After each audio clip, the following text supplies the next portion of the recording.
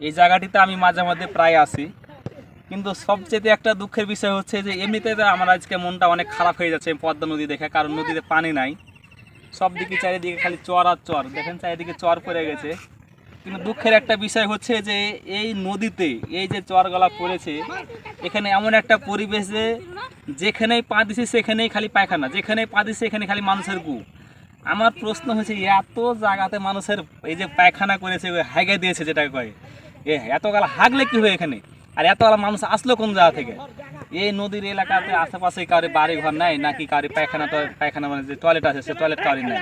মানে আমার মনে হয় আশেপাশের লোকজন মনে কারো টয়লেট নাই, কারণ যে যেখানে পেরেছে সে সেখানে শালাকে হেগে দিয়েছে একবারে। হ্যাঁ, আর এদিকে তো আপনার গোবর, আর সাথে আবার মনে করেন যে বকরির লাদি আর গরুর গোবর তো আছেই, এগুলো তো খুব একটা সমস্যা নাই, কিন্তু মেন সমস্যা হয়েছে এই মানুষের গুলিয়া।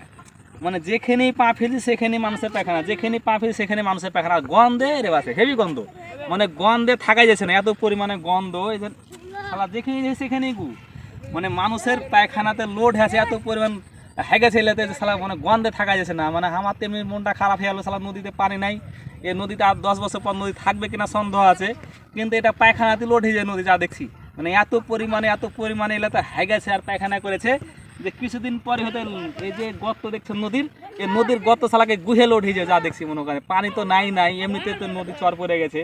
মনটা খুব খারাপ, যা চাইছ থেকে আর 10 বছর পর বা 15 বছর পরে নদী দেখতে পাবো কিনা, হ্যাঁ ভবিষ্যৎ প্রজন্মের নদী দেখতে পাবেন কে পাবে কিনা, তারা কিছু তখন বইয়েই পড়তে হবে যে একসময় পদ্মা নদী এরকম ছিল আর বাপ দাদারা দেখেছিল, আর আজকে আর নদী নাই, নদীতে খালি পানি আর পানি, আজকে আর নদী নাই।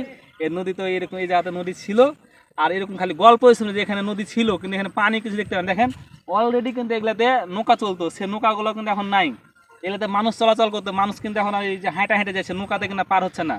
আমরা কিন্তু একটু নৌকাতে ঘোরার জন্য এসে দেখছি নৌকার ড্রাইভারই নাই, নৌকায় তো নাই, নৌকার ড্রাইভার থাকবে কীভাবে?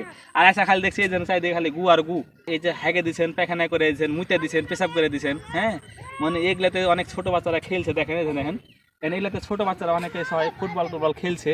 হ্যাঁ, তা আপনারা এগুলাতে কেউ করে পায়খানা করিয়েন না, কারণ এগুলাতে একটা পরিবেশ নষ্ট হচ্ছে।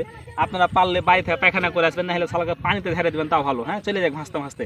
কিন্তু এই যে ওপরে সুখা জায়গাতে মনে করে হেগে দিচ্ছেন, দিয়ে তোমার মানুষের একটা আসার পরিবেশটা নষ্ট করে দিচ্ছেন। তো সবাইকে অনুরোধ থাকবে যে এগুলা কাজ করেন না আপনারা। তো সবাই ভালো থাকেন, সুস্থ থাকেন, সবাইকে ধন্যবাদ। আসসালামু আলাইকুম।